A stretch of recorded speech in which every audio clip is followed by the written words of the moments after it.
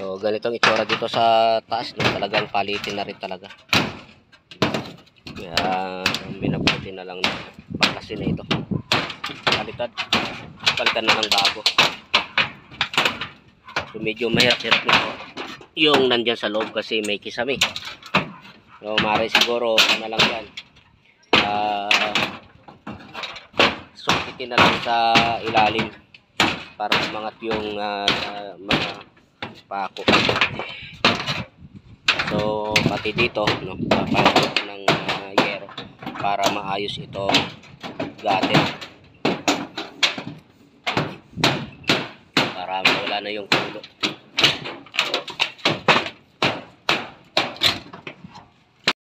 So mga ano din, no,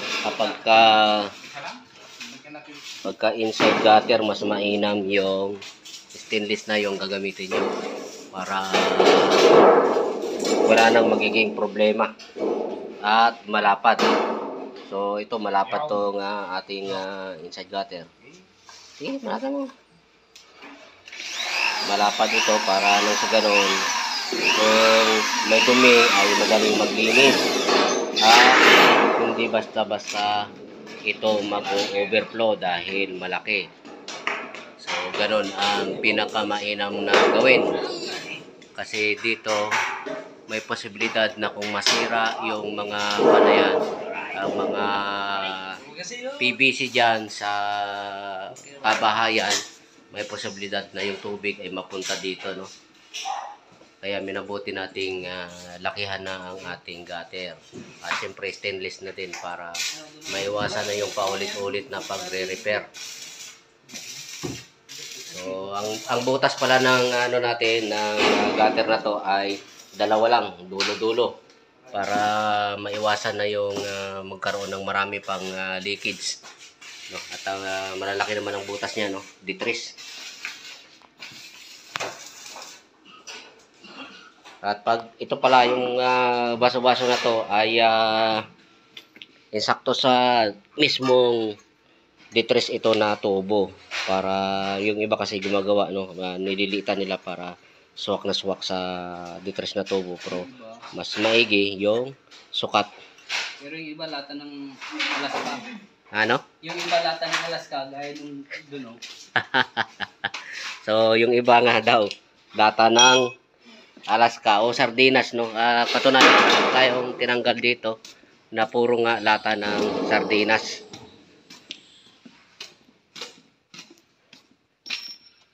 So ito yan, no? Lata ng sardinas to. Yan. Pati yun, no? Lata ng sardinas or lata ng gatas ang nilagay. So wag ganun. Dahil kawawa yung may-ari. At yung gutter na to ay sobrang nipis, no? Sobrang babaw din. Kaya talagang magkakaproblema. Ayan, 4 lang, 4. 4x4 lang ang gutter. At siyempre pagka malakas ang ulan, hindi niya kayang sustintuhan yung ang i-accommodate yung tubig. Kaya ang ginawa, dinamihan nila ng butas, dikit-dikit din, naglagay ng PVC. So ito nga, ayan, lata ng sardinas yan or lata ng gatas na Alaska.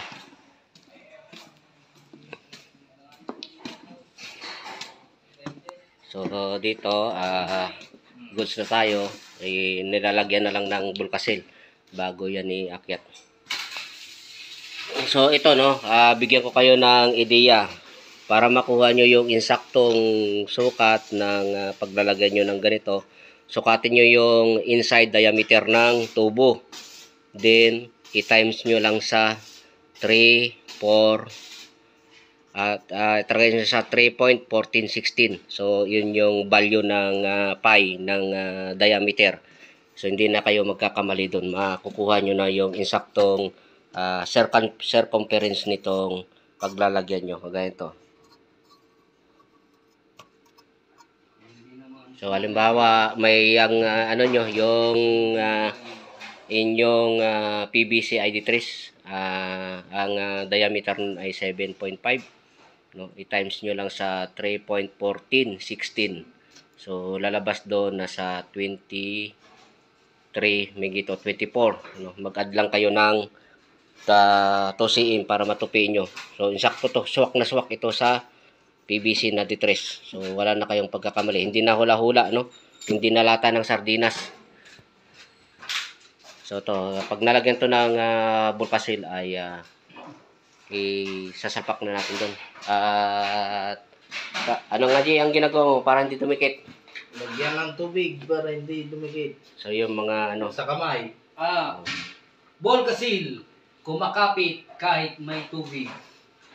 yung mga ano to, mga Kasi baka naman. makalumang technique kasi yung mga kasama ko mga luma na ito, no? Rain or shine. Kaya alam na nila yung diskarte. So bawat rivets pag binutas mo,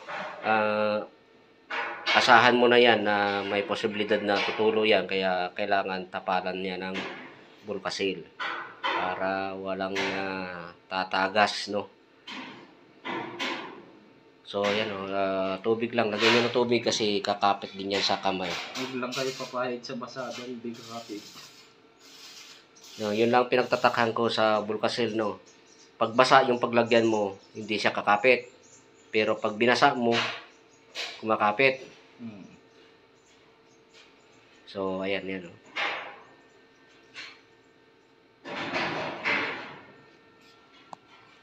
Ito isang to na salpok na natin. Ipipix na lang yan para makapagbugong na tayo. Guys. At itong kisame dito na bulok na ay napalitan na, no.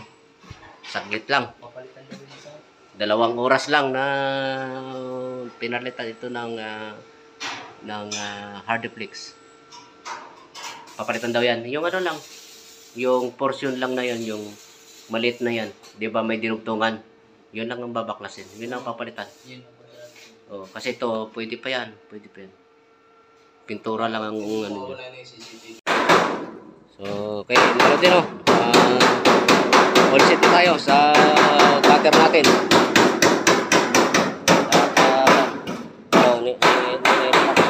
At ni Reggie yung mga Bulkasil para sure tayo na wala nang pagkakataon na tumulo. So same lang sa kabila, no. Dito kung napapansin nyo, wala nang labi yung gutter natin, nasa baba na dahil talagang sinadya natin yan na ibaba yung dulo na yan para yung tubig dyan na yan pupunta, kasi yung butas natin ay 2 lang. So bali dito sa gitna, ito yung mataas na parte. Pagdating dun sa dito sa dulo ay binaba din natin para yung tubig ay walang maiiwan, no, kasi ang butas natin dito ay 2 lang, no, magkadulo-dulo lang. So dito napapansin nyo mababa na dito para na maiwasan na natin yung pagpundo ng tubig. So at dito naman sa gilid ay tad-tad na ng pako yan para hindi na magkaroon ng problema pa, no. So ito yung sinasabi ko na dapat pag naglagay ng ganito, lalo inside gutter, ay palitadahan yung pader para mailapat itong ating gutter. Kasi kung gayahin natin yung nauna dito na gumawa, hindi man lang pinalitadahan, no, bukol-bukol, ang mangyari ay bukol-bukol din, no. At pagka inulit pa natin yung ganung pagkakamali, baka tayo na ang magkaroon ng bukol sa may-ari pag tumulo pa ito. So sinisigurado natin na ito, kahit tungtungan natin ito dito, dito na ako dumaan, no. Hindi na ito malulusot pa dahil sigurado na tayo dito, no. Ang daming natin nilagay na rivets at ito ay nakaangkla. Kaya kahit na mapuno ito ng tubig ay hindi ito babagsak. Alright, no. Magkakita tayo ng yero. So ang kulang na lang dito ay yung yung baso-baso. Ilalagay na ni Reggie yung baso-baso doon. Wala nasa baba yata. So stainless din yung baso-baso na ginawa natin doon. Kabilaan. Pati yung kabila, Jay, ilagay mo na. Wala dyan yung baso-baso? Wala yata. Makita dito sa So dito mga din, no, itong parte na to ay nayirohan na natin. At ang kagandahan lang dito, sa gutter natin ay maluwag, no, maluwag. Madaling maglinis dahil yung gutter natin ay napakalapad. So kung makikita nyo, ito yung thick screw natin. Ibig sabihin nandito yung gutter natin hanggang dito. So, ito pa yung pasobra natin, mga 8 to 7 cm pa yan, o hanggang 10 cm pa. At napakaluwag pa to, no, mga 14 cm pa itong lugar na to, kaya madaling maglinis. So ito yung sa gutter, na inside gutter, yan ang pinaka the best na layo para maglinis, ay hindi mahirap din sa ngayon dahil meron na tayong yero. Alam na natin kung hanggang sa tatama yung yero natin. Yung flashing natin ay dito natin patatamain dito para yung tubig dito tatama sa wall flashing natin, hindi na yan aakyat dito. So kaya pinahuli natin ang wall flashing kasi kailangan natin makita yung yero. So sa ngayon dahil may yero na, pwede na natin to sukatan ngayon ng wall flashing para ma-order na.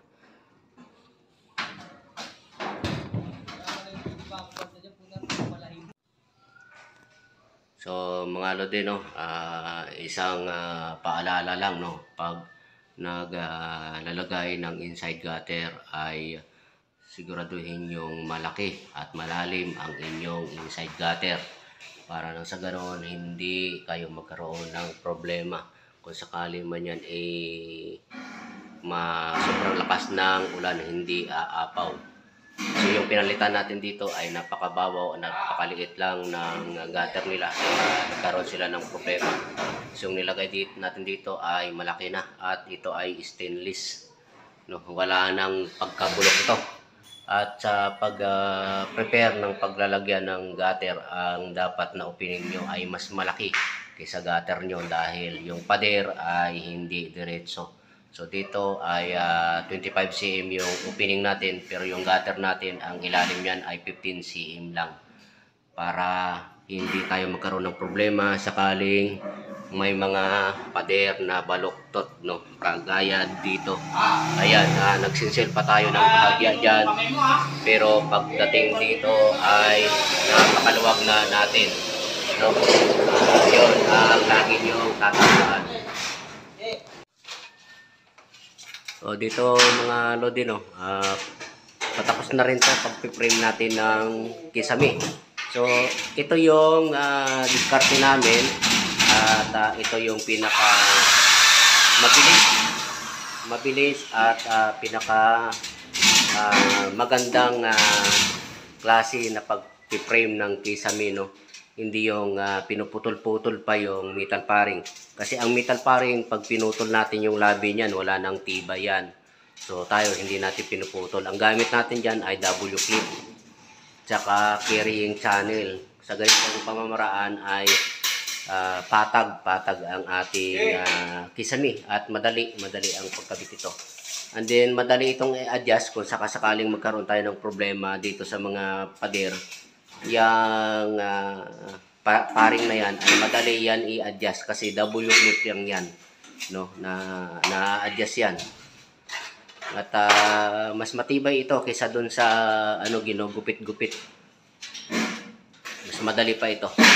So yung dyan, tupiin nyo lang yung dulo gaya ng ginagawa ni Reggie, yung kasi ang gamit natin ay metal paring na rin, no? Hindi na tayo pinagamit ng wall angle, no, metal paring na rin, kaya yung labi niya ay tinutupi para lumapat. So ito tapos na, no, napakabilis lang, no, saglit lang ito nilatag.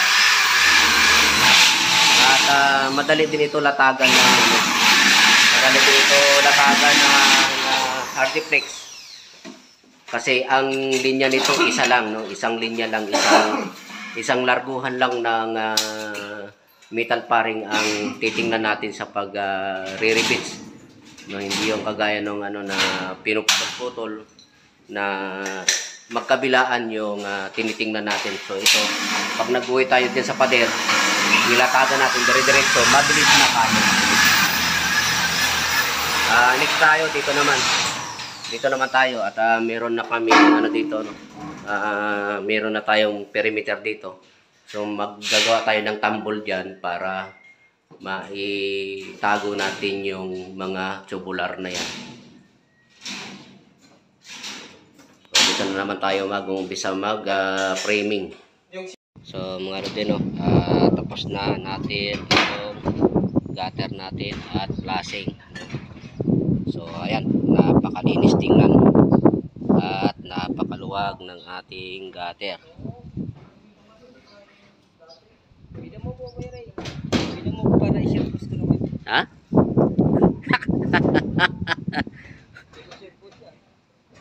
So to mga Rodeno, pinalitan na natin tong lumang PVC. So yung lumang PVC doon, nandun papapalitan pa natin to.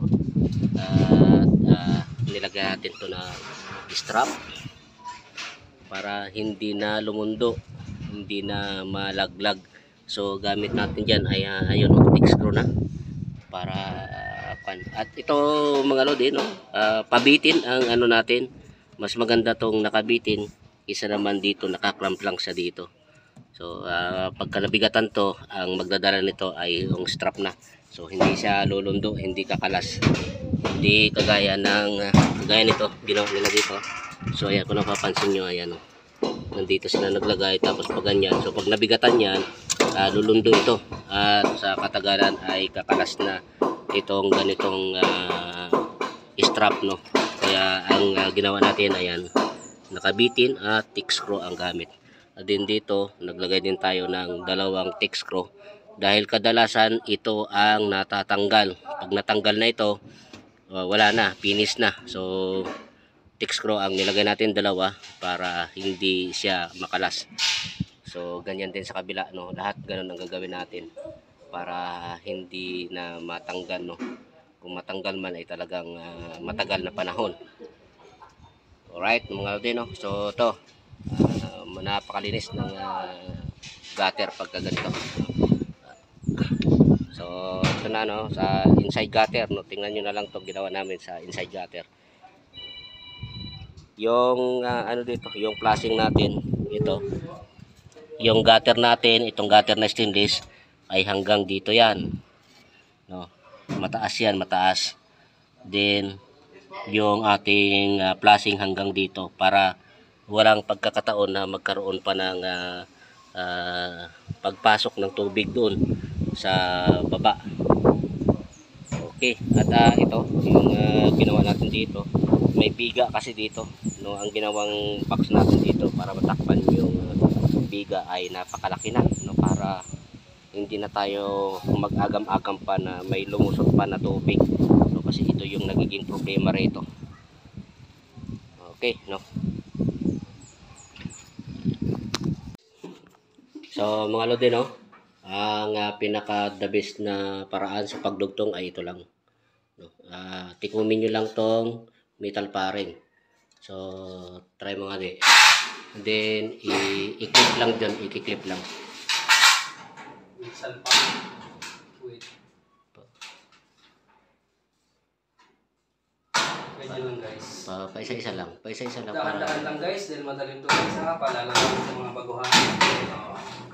Yan. Guys, So, nakita nyo guys. ayan, oh, lapat na lapat. Nakaw! Tapos i-re-rebate, no? I-re-rebate na magkabilaan. So lahat ng dinugtungan namin ay ganyan. Tingnan nyo, lapat na lapat. So huwag kayo nagdudugtong ng overlap pag sa kisame kasi lulubo. At iwasan nyo rin na magkaroon ng mga rivet sa ilalim kasi aalsa yan sa ating hardiplex. So napapansin nyo, hindi kami hindi kami gumamit ng gupit-gupit. Pero W-clip ang gamit para malinis pagka nilatagan ng hardiplex yan ay patag na patag.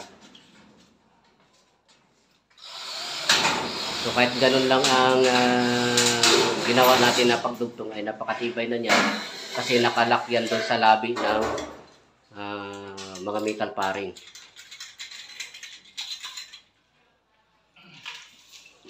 So ito, no, isang araw na ano to, na framing.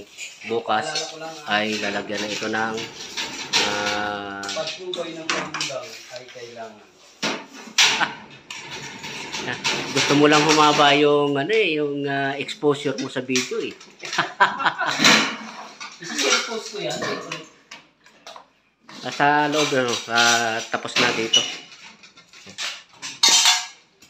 At nalatagan na natin kami at naikabit na nga yung mga ilaw. Dating ano ito, nating nakapa-islant. Ginawa nating patag para maging komportable naman sa mata. No, dati kasi dito mababa, din dito sa side na to ay mataas. So ginawa natin, pinantay na lang natin para hindi naman masakit tingnan sa mata. So to, bahala na si pintor ang gumawa nito. At dito sa CR. Sa CR tapos na rin to. Yung butas na yun, ayun napapansin nyo dyan, tinatakpan ng libong ng semento. Lalagyan ng halo yun. Pati ito, yung nandito.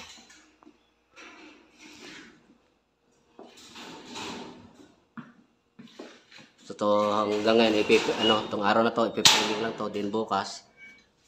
Apat na kami ang naglalagay ng hardiplex. So, bali, ano lang pala kayo, 3 lang pala kayo, G, ang gagawa dyan. Oo. Tapos ako, nakatingala na lang, no? Oh, yes. So, yun. Yes, daddy. Siyempre, hindi naman po pwedeng lahat, kung magkikisami na lang basta kami lahat.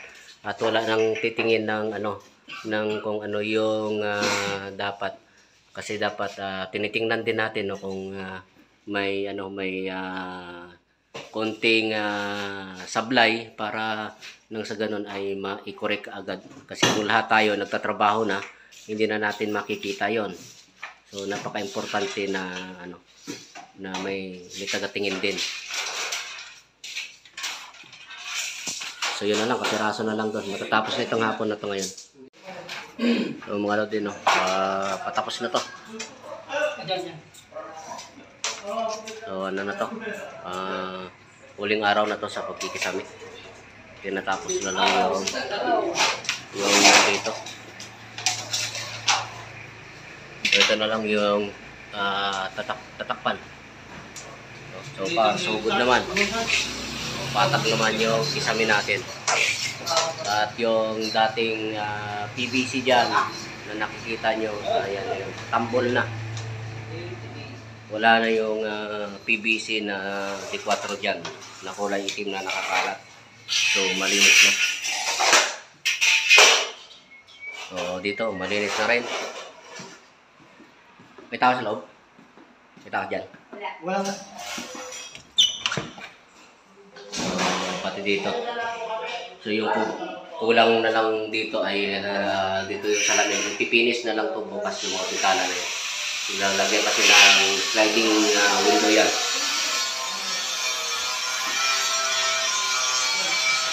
At dito, pinipinis na inibong itong portion na to. Dahil lalagyan ng cabinet, no? Lalagyan ng cabinet.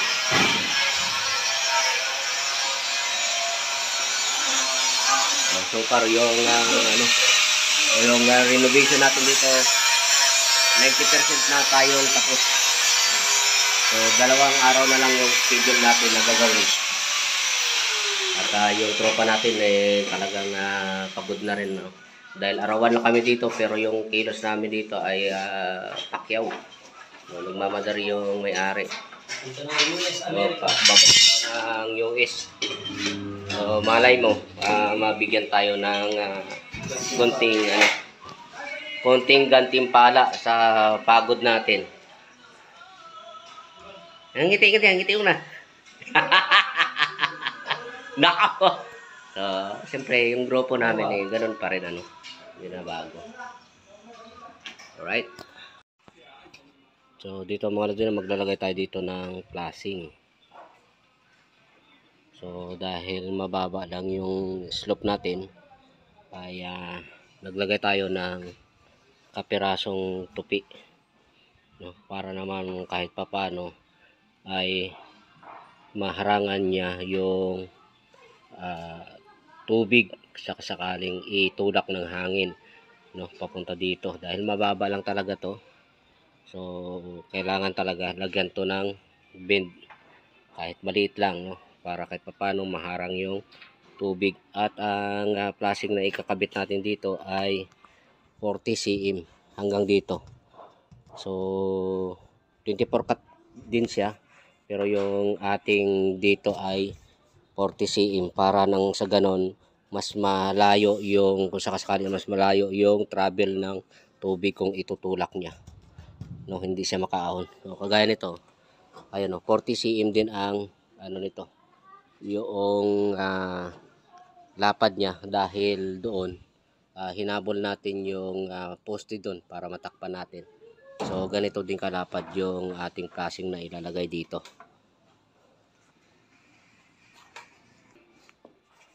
So ito yung flashing na ikakabit natin, no? So napakalapad ng ito niya, no? 40 cm para yung tubig kung sakasakali ay hindi niya basta-basta may tutulak papunta dito para malaglag. At ang profile nito ay kaparehas ng profile na yan, no, ng ano nila, no, flashing gutter, no, makalumang style kasi yung bahay na to. Okay, no, kakabit na natin to. So okay mga lodi, no, tapos na tong renovation natin dito sa bahay na to. Ito yung last na kinabit, yung flashing dito.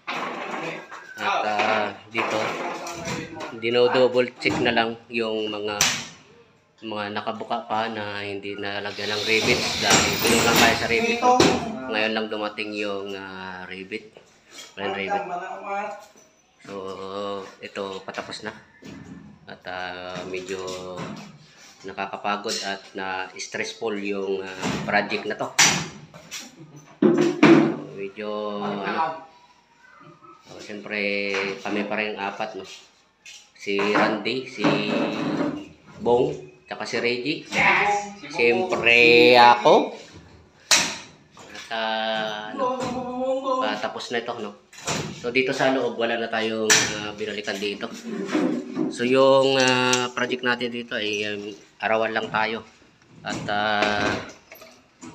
ang akala nga namin madali lang na trabaho dahil lang napag-usapan kisame lang repair, pero napansin natin ang ibabaw pala nito bulok na, so pinalitan. So dito ang laki ng pinagbago nung ng itsura nito ngayon kaysa dati. So dati mayroong PVC dyan na naka labas, no, doon nila pinadaan yung extra tubig na galing sa taas. At yung grills na yan dati, ano yan, no, may ano din yun, may anong tawag nun, yung pang lower block, no, na tinanggal na at pinalitan na lang ng grills. So dito, no, hanggang dito yung PVC na nilagay nila hanggang sa labas yan. So ito dating naka-slant itong kisame, ngayon ay pinatag na natin para hindi masakit sa mata. So dito, no,